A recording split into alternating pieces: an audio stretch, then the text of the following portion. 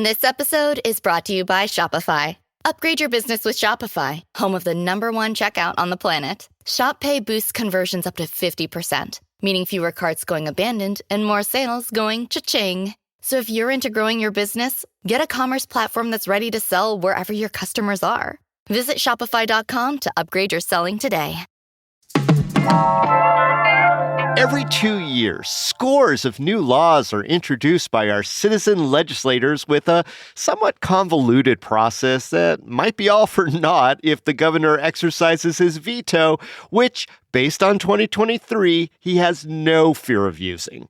Today on CityCast Las Vegas, I'm talking with reporter Tabitha Mueller of the Nevada Independent about what's up ahead for the 2025 session of the Nevada Legislature and which bills and legislators to keep an eye on.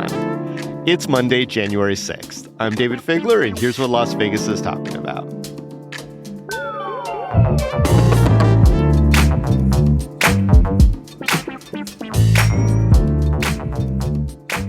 Tabitha, our harried legislative session officially begins on February 3rd. It only lasts for a couple of months, but I'm sure there's much to do to prepare.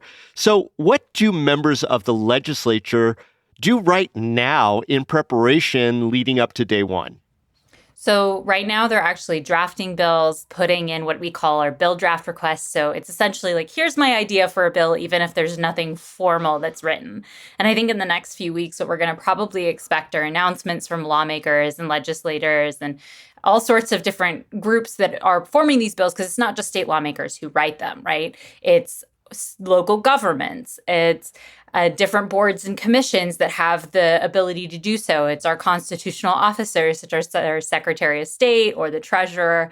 And so that's sort of where we are right now, because once the legislature starts, it's not going to stop until 120 days later.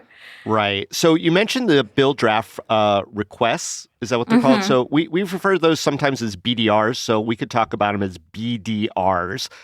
In this 2025 session coming up, are there any interesting figures rising in the mix that might shake things up? We've already been going through some of the bills that have been pre-filed or come up, right? And I think there are some really interesting ones. Now, whether or not they gain a lot of traction, we'll have to see. For example, there's a proposal to exempt Nevada from daylight savings time, which has been kind of a consistent proposal that we've seen every year sort of crop up from different lawmakers. This year, it's proposed by Assemblywoman Selena LaRue-Hatch, she's a Democrat up in Reno. But also, we've seen some bigger ones. Attorney General Aaron Ford proposed prohibiting companies from manipulating the price of food, medicine, or shelter, which could be an interesting kind of conversation. There's another one from Ford that would require social media platforms to establish an age verification tool. And so those might be some interesting ones that have some broader reaching effects, especially at a time where folks are talking about their pocketbooks and expensiveness of items and cost of healthcare as well.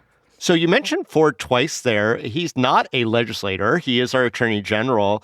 In that mix of citizen legislators, lawyers in real estate, some teachers, is there any other occupation represented or any other key figures that we might want to keep our eye on that, may not have been as prominent in 2023?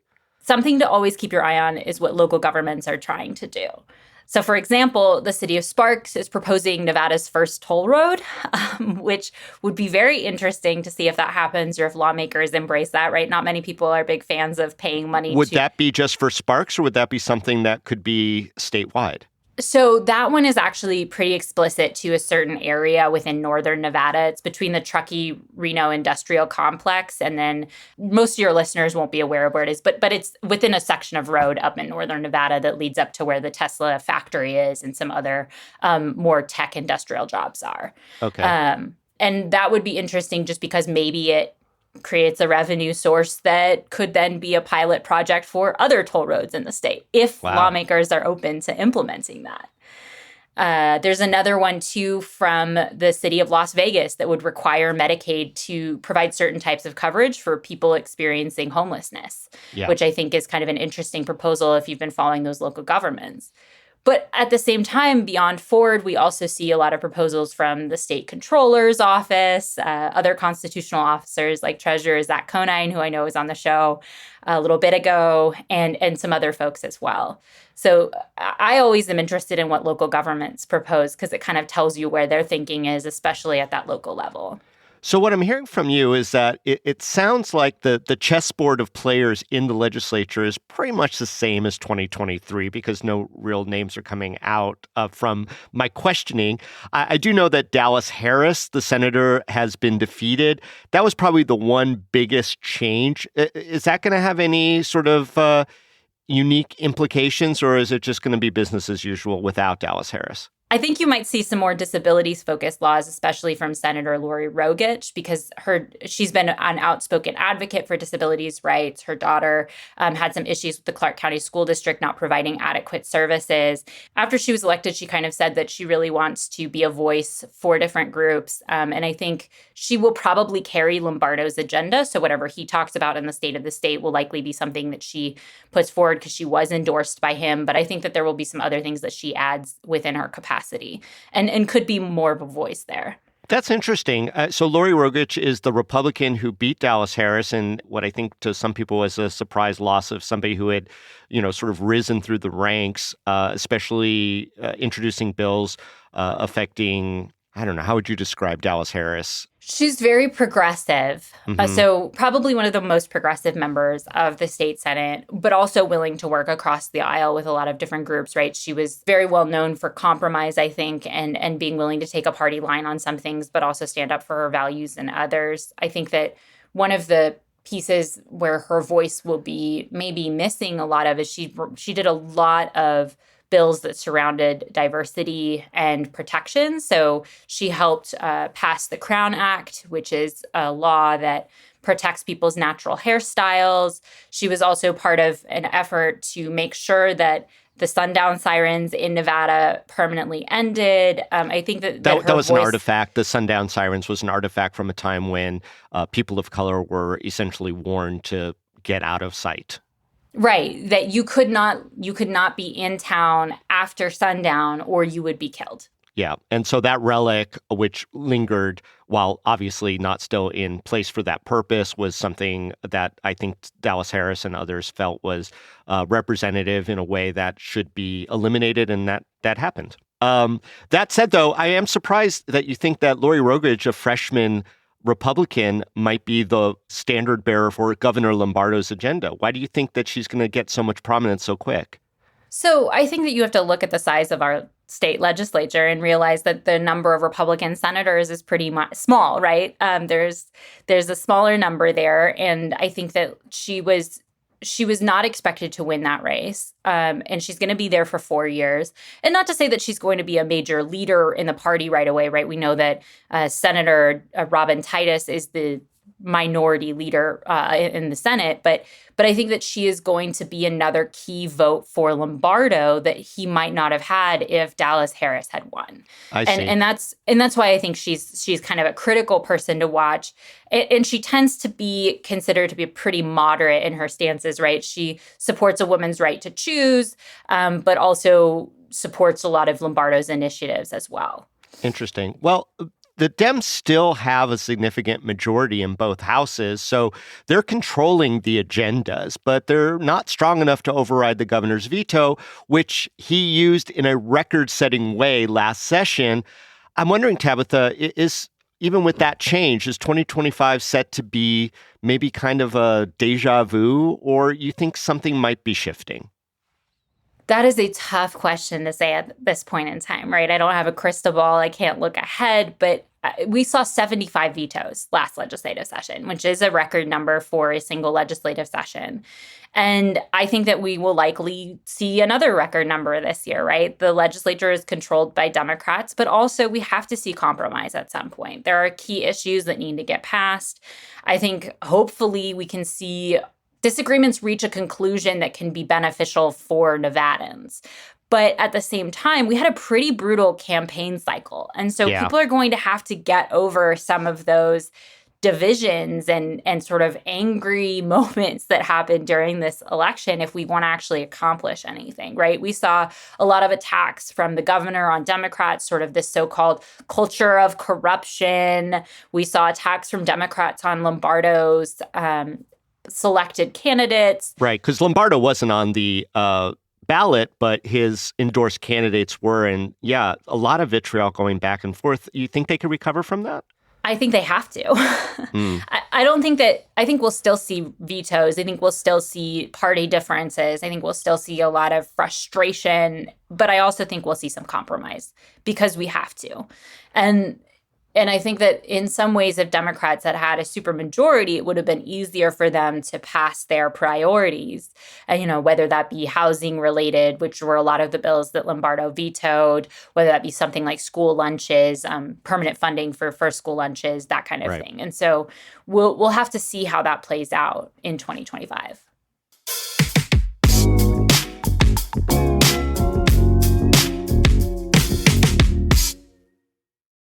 What are some of the major bills on the docket this year that you think might have, if passed and not vetoed, an impact on Southern Nevada or something that Southern Nevadans would really like to keep their eye on? So some of them that haven't been pre-filed yet but have definitely been proposed is one measure, for example, that would sort of target corporate ownership of housing. So I think that one could have an effect. Now, I think we're still trying to understand what the size of corporate ownership of housing is in Las Vegas, right? We've seen a lot of different numbers, a lot of discussions, but at the same time, something like that could be beneficial.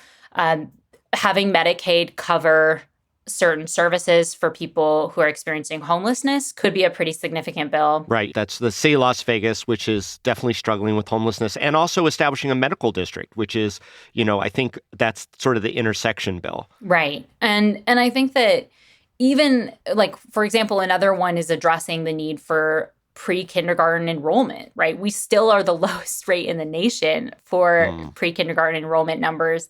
And I think that increasing the maximum household income, which is a proposal from the Nevada's Department of Education to qualify for children in pre-kindergarten programs, could be really helpful for families, especially as childcare costs continue to rise. Interesting. I did see one that was kind of intriguing, something about a teen social media bill. Do you know what that's about? So I think the one that I don't know if it's exactly the one you're talking about, but if it's what I flagged on my radar, it was the one where social media platforms will have to verify the age of youth when they're registering, right? So a lot of times there are age requirements for something like Instagram or TikTok maybe even.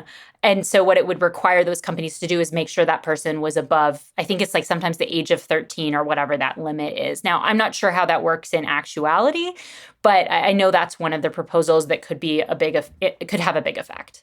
Sometimes it starts with a philosophy or a concept, and then when it comes down to the nitty-gritty, it either looks very different or has a very limited way that it can be applied. I mean, that's kind of part and parcel for the way our legislature seems to work, right? Yeah. And I think some of them, there's some funny ones, too, where you're like, I don't know how this would actually work. So there's a proposal where you already in Nevada, you're not allowed to use a cell phone when you're driving, right? Like that is considered to be a bad practice. It's already in law. But you can use like a Bluetooth device or hands-free device. Mm-hmm. Now, there's a proposed law that would make it so that anyone under the age of 18 would not be able to even use a Bluetooth device when they're in the car to make a phone call. And in an effort, I think, to address traffic accidents. But a cop couldn't pull someone over for that. It would have to be added on to another thing as part of that. So there's some of these laws where you're like, is this going to have an effect, or what are the questions Right. So if you got it? a bad teen driver, then it could be double trouble.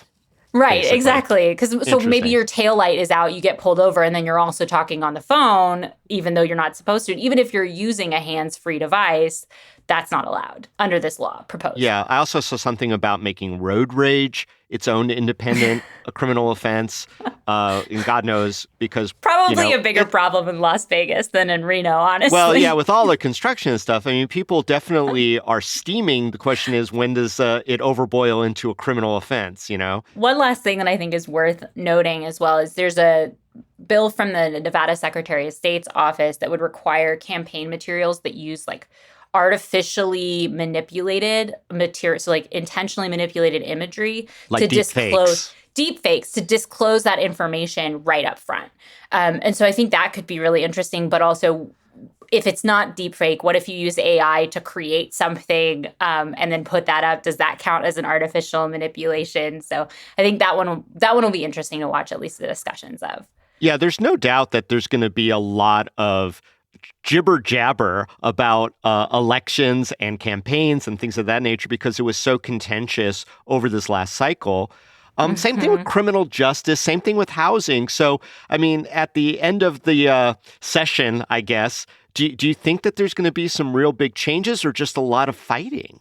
Do you want the cynical answer or do you want the not cynical answer? I'm looking at you right now and I'm thinking you want to give me the cynical answer. So let's go with that. I think I do. I think the cynical answer is that we see a lot of what we saw in 2023, which is some really ambitious policies passed or maybe not even addressed to a certain degree and then left on the table, right?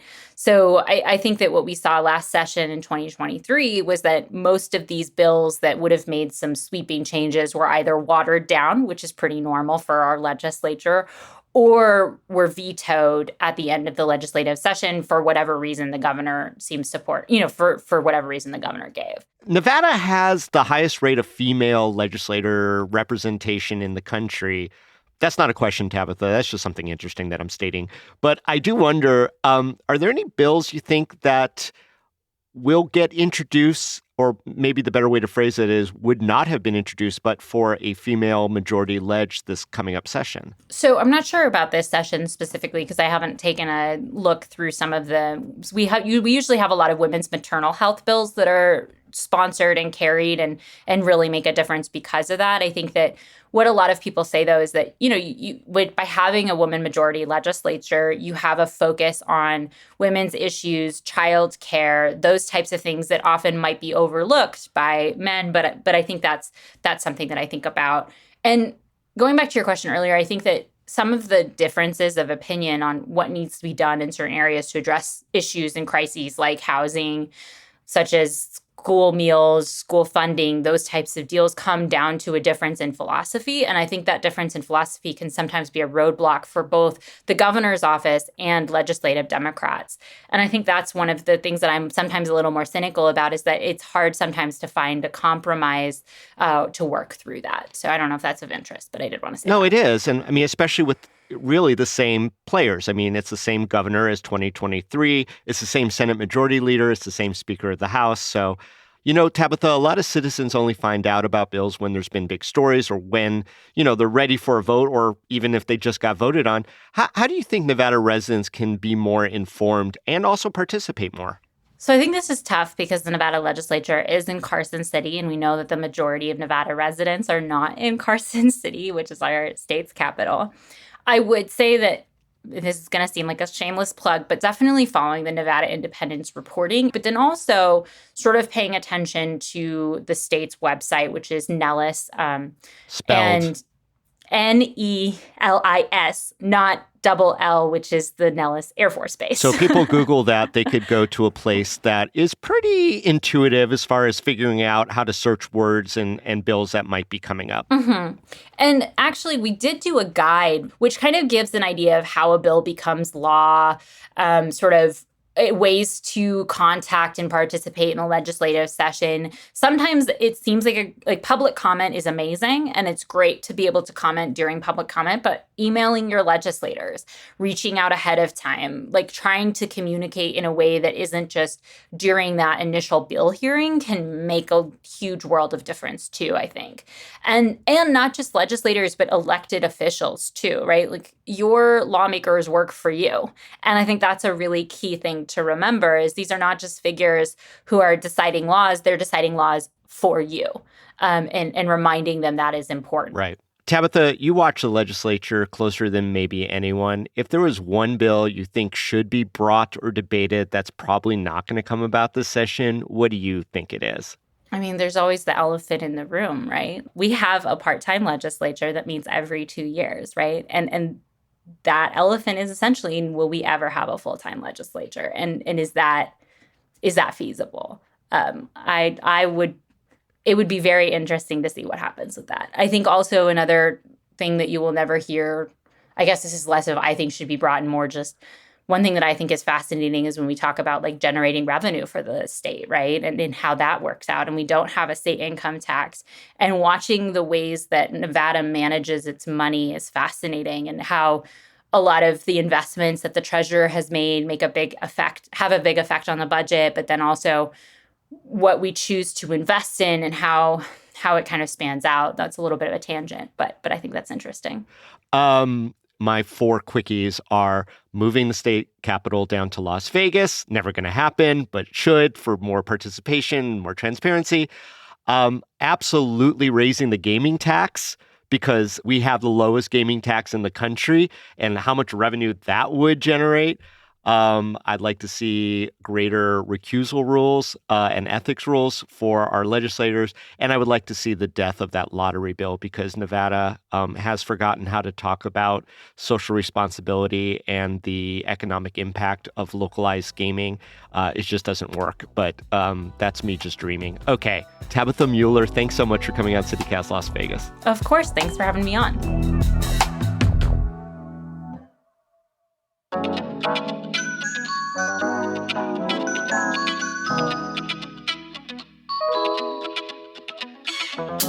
And that's all for today here on CityCast Las Vegas. If you enjoyed the show, go tell a friend. You could also rate our show, leave us a review, and subscribe to our morning newsletter. We'll be back tomorrow morning with more news from around the city. Till then, stay lucky.